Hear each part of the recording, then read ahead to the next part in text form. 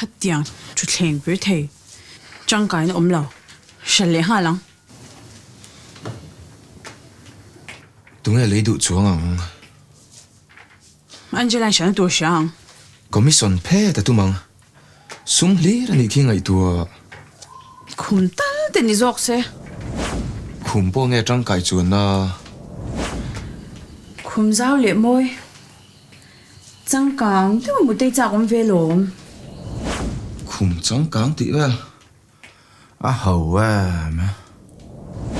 hết tiếng khum tốt gì khum thô lại nuông mà mu túi xí lời cả sáng nam à một túi hi cái chú cái đủ thu sản ít đủ thu sản thế là hi à chính chính nên thấy xia chú tí mò cái đủ thu sản tắc chú à 7 star hotel là khó sai là khó vel nó là mail trà đủ một buổi là tầm mỏ xịt làn ní của mình thì tầm hoa tôi đến bỏ lệ veteran mình vil rèn xe khát tiếng cà phê thua nan mang giả sụp